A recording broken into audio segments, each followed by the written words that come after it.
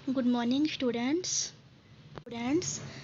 बेटा आज हम साइंस का चैप्टर 3 रीड करेंगे। हमारे चैप्टर का नाम है रेशो से वस्त्र तक।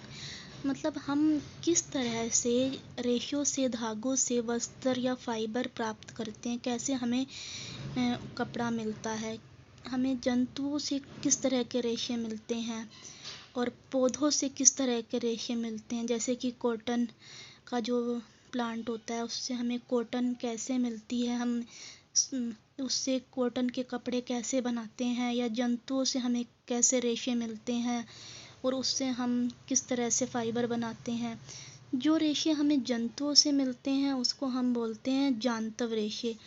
ये हमें किससे मिलते हैं, भेड़ बकरी या योग के बालों से। कैसे इनके शरीर पर बहुत ज़्यादा बाल होते हैं। रेशम के कीड़े से हमें रेशम मिलता है। रेशम के कीड़े से हमें रेशम कैसे मिलता है, रेशम के कीट के कोकून से हमें रेशम मिलता है। तो अभी हम ये सब डिटेल में देखेंगे। सबसे पहले हमारे पास जांतव रेशे कि जंतुओं से किस तरह के रेशे मिलते हैं। जंतुओं से हमें ऊन मिलती है या रेशम मिलता है।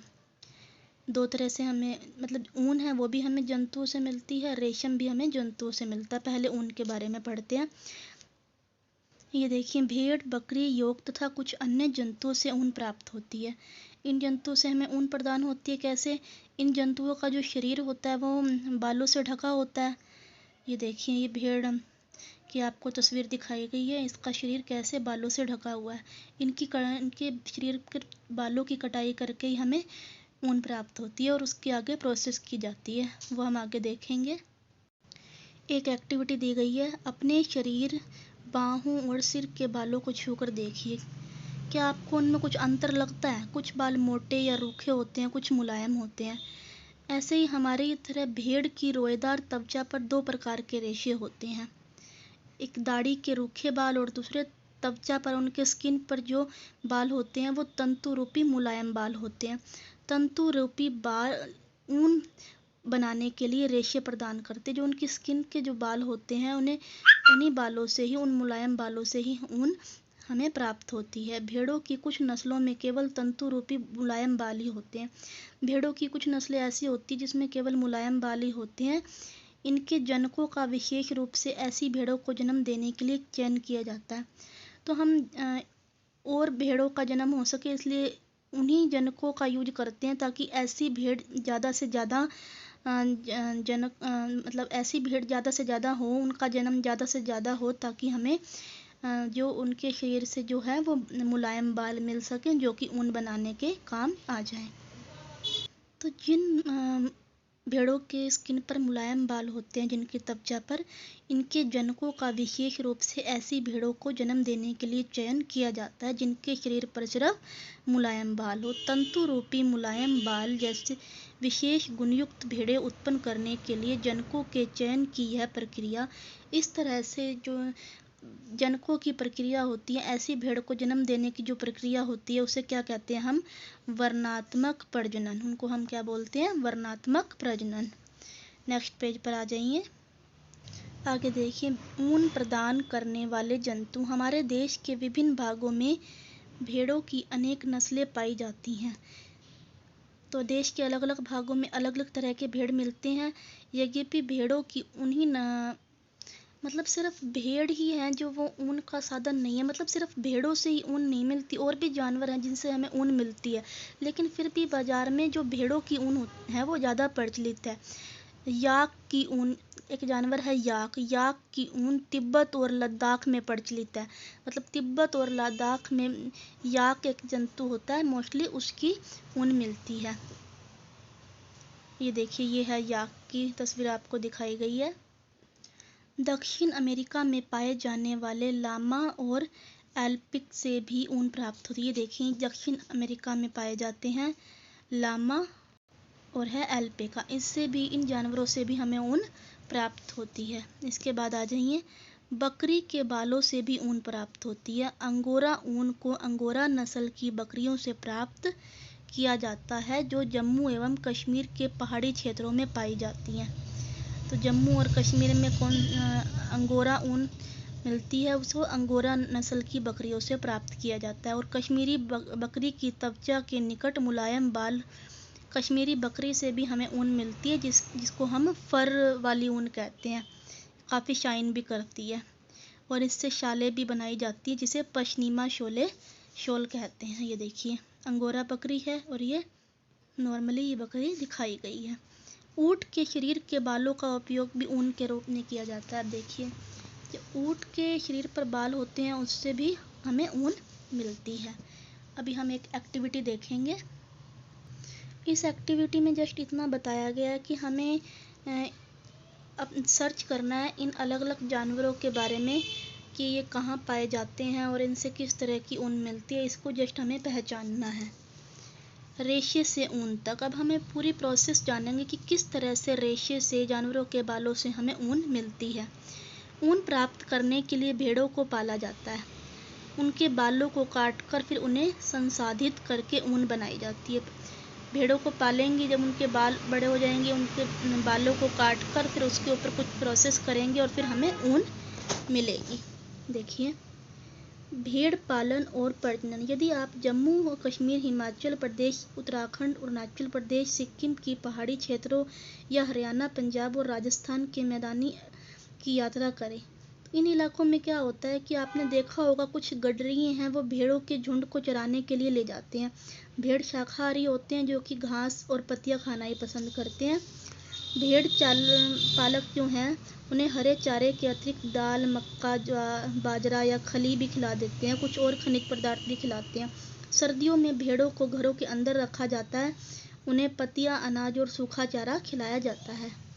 कुछ भेड़ ऐसी होती है जिनसे हमें काफ़ी अच्छी नस्ल की ऊन प्राप्त होती है। काफ़ी ज़्यादा मतलब हेयर होते हैं उनके शरीर पर। इसमें ये कुछ एक टेबल दिखाई गई है। इस टेबल में क्या है देखिए, इसमें हमें भेड़ों की कुछ नस्लों के बारे में बताया हुआ है। ये भेड़ों की नस्ल का नाम है। जैसे लोही नाम की नस्ल की जो भेड़ें होती हैं उनसे काफ़ी अच्छी गुणवत्ता की, मतलब काफ़ी अच्छी ऊन मिलती है। ये राजस्थान और पंजाब में पाई जाती हैं। रामपुर बुशायर भेड़ों की नस्ल है जिससे भूरी ऊन मिलती है। ये उत्तर प्रदेश और हिमाचल प्रदेश में पाई जाती है। नली या नाली भेड़ों की नस्ल है जिससे गलीचे की ऊन मिलती है। यह राजस्थान और हमारे हरियाणा और पंजाब में मिलती है। बाखरवाल जो भेड़ है वो ऊनी शालों के लिए उनका प्रयोग किया जाता है। इनकी ऊन से शालें बनाई जाती है जो जम्मू और कश्मीर में ये इस नस्ल की भेड़ पाई जाती है। मारवाड़ी मोटी रक्ष ऊन मिलती है इनसे, ये गुजरात में पाए जाते हैं। इस नस्ल के भेड़ पाटनवाड़ी जो नस्ल है की भेड़ है उनसे होजरी के लिए ऊन मिलती है। ये गुजरात में पाई जाती है। रेशों से ऊन में संसाधित, किस तरह से जो रेशे होते हैं उनको हम ऊन में बदलते हैं, इसकी पूरी प्रोसेस है। स्वेटर बुनने तथा शॉल बनाने के लिए उपयोग की जाने वाली जो ऊन है वो एक लंबी प्रक्रिया के बाद हमें मिलती है। क्या क्या होता है इस प्रक्रिया में देखिए। सबसे पहले क्या होता है, भेड़ों के बालों को उनके त्वचा से उतारा जाता है, उन्हें काट लिया जाता है। इस प्रक्रिया को हम कहते हैं ऊन की कटाई। भेड़ के जो बाल उतारने के लिए हम जिस मशीन का प्रयोग करते हैं वो एक कैंची की तरह होती है, जैसे कि नाई बाल काटने के लिए यूज करते हैं। उसके बाद देखिए सामान्यतः बालों को गर्मी के मौसम में काटा जाता है ताकि जो भेड़ के बालों को जो मतलब भेड़ को सर्दी ना लगे, वो बिना बालों के भी जीवित रह सके। तो बाल जो है वो ऊनी बालों से हमें क्या मिलता है, ऊनी रेशे मिलते हैं। इन्हीं ऊनी रेशों को हम संसाधित करके ऊन का धागा बनाते हैं। ऊन उतारने के दौरान भेड़ को कोई नुकसान नहीं होता, जैसे कि जब आप बाल कटवाते हैं तो आपको कोई नुकसान नहीं होता।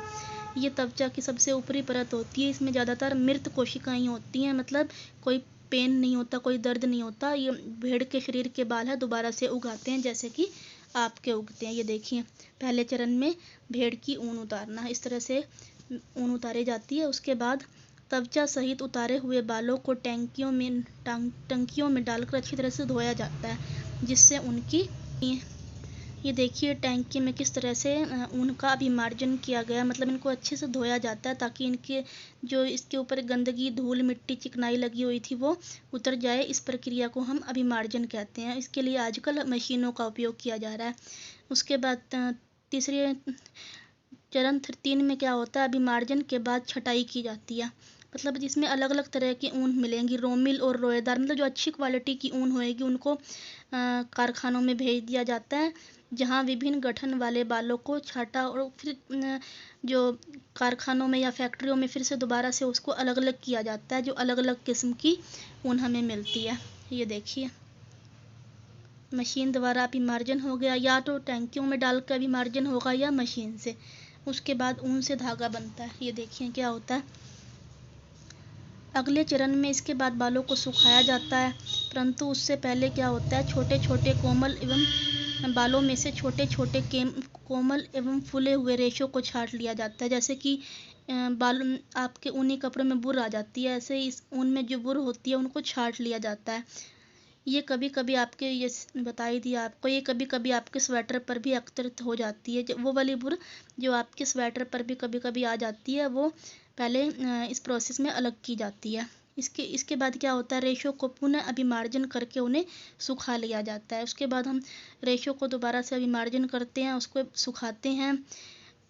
इस प्रकार प्राप्त उत्पाद ही धागों के रूप में काते जाने के लिए उपयुक्त ऊन होती है। फिर उसके बाद उसको ऊन के धागों में काटते हैं, उनसे ऊन बनाई जाती है। इसके बाद रेशों के विभिन्न रंगों में रंगाई की जाती है। फिर हम उसको डाई करते हैं, मतलब ऊन को अलग अलग रंगों में रंगते हैं, क्योंकि जो सामान्यतः भेड़ और बकरी की ऊन होती है वो ब्लैक कलर की या भूरी या वाइट कलर की होती है, उसको हम अलग अलग रंगों में रंगते हैं। चरण 6, अंतिम चरण को हम रीलिंग कहते हैं, जब रेशों को सीधा करके सुलझाया जाता है। इसके बाद हम रेशों को सीधा करेंगे, उनको सुखाएंगे, फिर लपेट कर उनसे धागा बनाएंगे। ये देखिए किस तरह से ऊन को सीधा करके धागा बनाया जा रहा है फैक्ट्री में। लंबे रेशों को काटकर स्वेटर के ऊन लंबे लंबे रेशों को काटकर स्वेटरों की ऊन के रूप में और अपेक्षाकृत छोटे रेशों को काटकर ऊनी वस्त्र बुनने में उपयोग किया जाता है। ये छोटे या बड़े किसी भी प्रकार के ऊन के रेशे होते हैं, उनको हम स्वेटर बुनने में यूज करते हैं। तो स्टूडेंट, आपने जाना कि जो भेड़, बकरी या दूसरे जानवरों से हमें ऊन जो मिलती है उसको हम किस तरह से ऊन के रेशों में बदलते हैं, किस किस प्रोसेस से जाते हैं, और हमें स्वेटर बनाने के लिए ऊन मिलती है। इसके बाद हम नेक्स्ट टॉपिक है रेशम, जो कि हम अगली क्लास में पढ़ेंगे। Thank you and have a nice day.